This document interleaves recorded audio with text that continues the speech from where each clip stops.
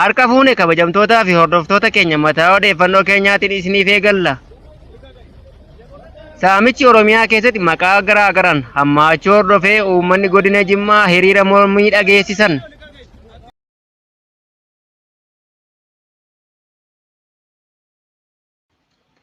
Lixa Oromiyaa godina Wallagga Lixaa aanaa Laaloo Assaabii magaalaa Inaangootti saamichi qindaa'aa qarshii miiliyoona 1.5 olitti tilmaamamu qondaalota waraanaa fi aangawoota aanichaan saamaman jedhame.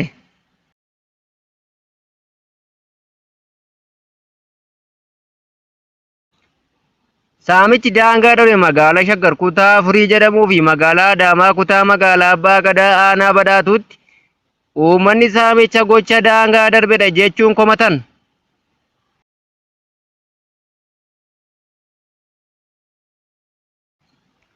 Kitaabni farra dhiphee lolaa jedhu ambasaaddara Itoophiyaa Keeniyaa kan jiru Baacaa Dabalee barreeffamee qondaalota waraanaan eebbifamuu himan.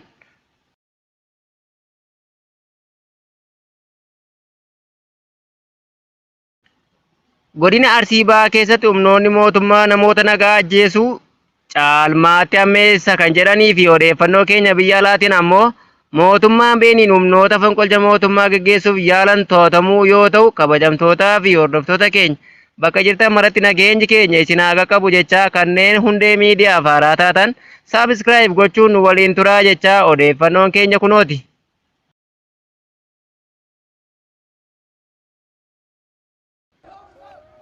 Saamichi Oromiyaa cufa keessatti maqaa garaa garaan hammaachuu hordofee uummanni godina Jimmaa hiriira mormii dhageessisan. Godina Jimmaa aanaa Sandaabootti saamichi gibiraa humnaa olii hawaasa irratti gadi diriirfame daangaa darbuu hordofee uummanni daballii gibiraa kana balaaleffachuun dhaga'ame. Haaluma kanaan qonnaan bulaan barbaree yookiin mixmixa oomishatee gara gabaa yeroo geeffatan barbaree kiloogiraama tokko irratti gibira qarshii 90 kaffalchiisuuf yeroo jedhan hawaasni aanichaa mormii isaanii daawun jechuun mormii dhageessaniiru jedhame. Hawaasni gibira kaffaluun dirqama heeraa fi seera biyyattii yoo ta'u, gibira oomisha irraa argatan erga kaffalanii deddeebi'anii akka kaffalan dabalataan yeroo kaffalchiisan jedhanitti mormiin kun mudachuu maddeen keenya himan. Lixa Oromiyaa godina Wallagga Lixaa aanaa Laaloo Assaabii magaalaa Inaangootti saamichi qindaa'aa qarshii miiliyoona 1.5 olitti tilmaamamu qondaalota waraanaa fi aangawoota aanichaan saamame.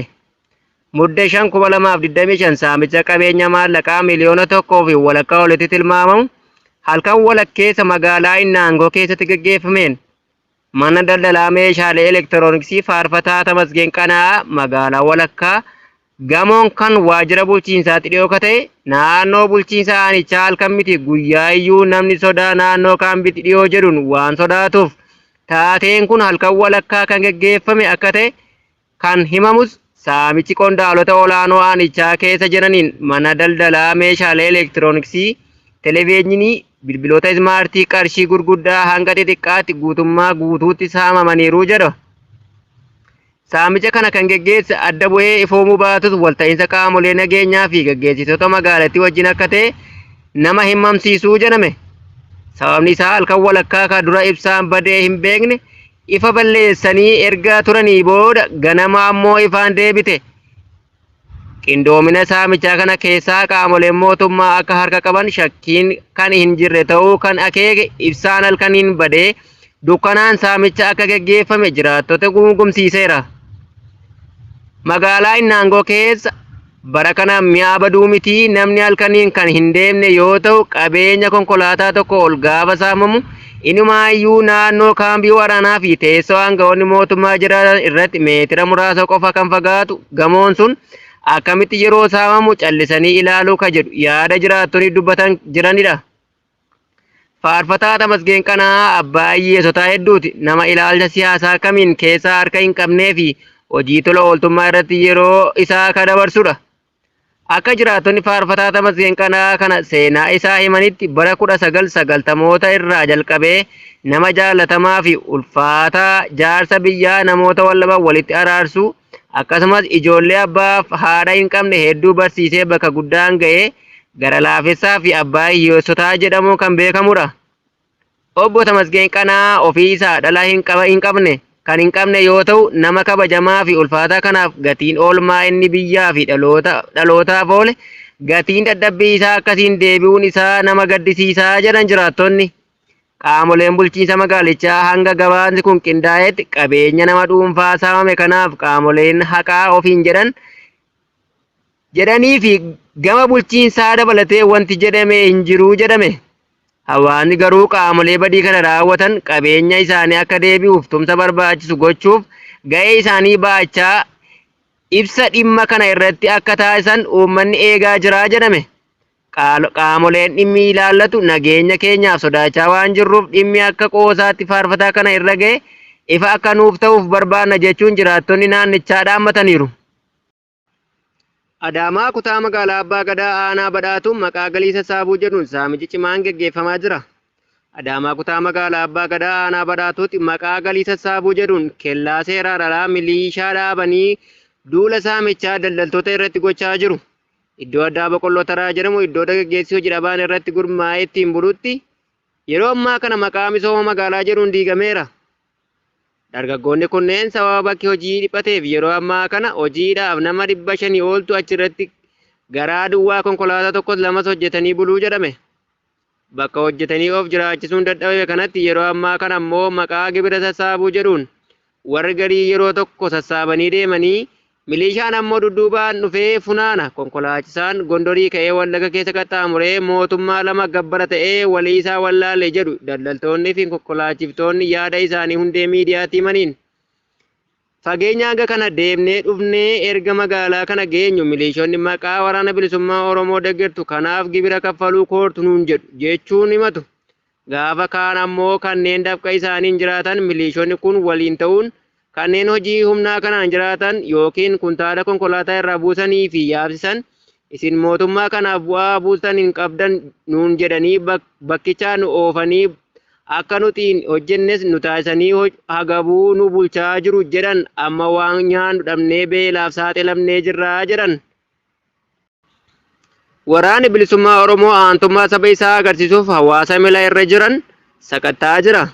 Waraanni bilisummaa Oromoo yookaan waboon konkolaataa deddeebisa uummataa sakattaa jira jedhan. Jiraattonni imala irra turan yaada isaanii nu qoodaniin waraanni bilisummaa Oromoo abbootii alangaa Oromiyaa waraana bilisummaa Oromoon butaman jedhame gadi dhiifamuu hordofee ergasii sakatta'iinsi deddeebisa konkolaataa hawaasa hordofuun cimee itti fufee jedha jiraattonni himan. Haaluma kanaan bakka waraanni bilisummaa Oromoo hawaasa imala irra jiran sakattaaman jedhaman kan rakkoon homtuu akka irra hin geenyes imaltoonni dubbifne himan. Oduu gaddaatiin ammoo godina Arsii Bahaa aanaalee garaagaraa keessatti ajjeechaan uummata nagaatti murna bilchiginnaan jabaatee jira jedhame.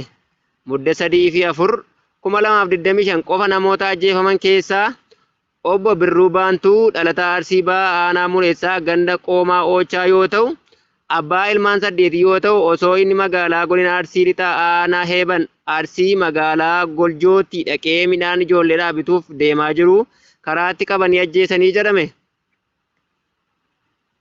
Gammadaa Fayyisoo Haphii dhalataa Arsii Bahaa aanaa Muneessaa ganda Heeban Laaqichaatti isumaa mana isaatii bahee ollaa dhaqee deebi'aa jiru qabanii ajjeesan. Mudde 4 Amaan Nageessoo Hameessoo dhalataa Arsii Bahaa aanaa Muneessaa ganda Heeban Laaqichaatti amma osoo inni dhukkubsatee mana isaa ciisuu iddoo ciisutti fuudhanii ajjeesan. Obbo Baannataa Waaqoo Badhaasoo dhalataa Arsii Bahaa aanaa Zuwaayee Dugdaa ganda Bookaa yoo ta'u obbo Baannataa Waaqoo mana isaatii fuudhanii daangaa bosonaatti geessanii ajjeesan.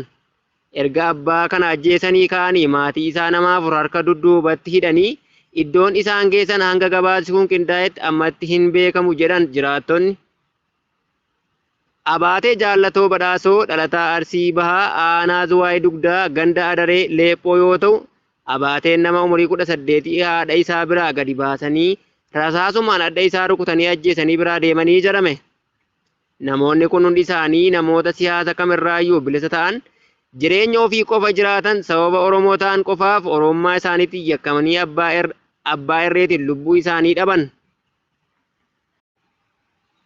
Odeeffannoo keenya biyya alaatiin ammoo mootummaan Beeniin loltoota fonqolcha mootummaa gaggeessuuf turan to'achuu ibse. Loltoonni biyyattii pirezidaantiin Beeniin Paatiriis Taaloon taayitaarraa fonqolchineerra jechaan televezyiinii biyyattii labsuun booda mootummaan Beeniin yaalii fonqolchaa kana hambisuu ibse. Maddeewwan raayyaa ittisa biyyaa fi nageenyaa mootummaa Beeniin akka ibsanitti yaalii fonqolcha mootummaa Beeniin sanbata kaleessaa taasifame hordofee loltoonni hedduun to'annoo jala oolfamuu ibsaniiru.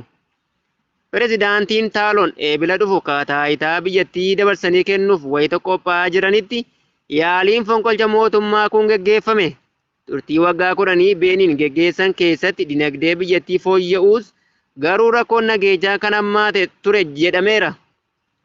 Dilbata kaleessaa loltoonni waraanaa Beeniin walga'uun koree waraanaa lafa hundeeffama jedhamanitti walga'uun televezyiinii biyyattii pirezidaantiin Taaloon akka taayitaarraa kaafaman murteessin irratti jechuun ibsa kennanii turan.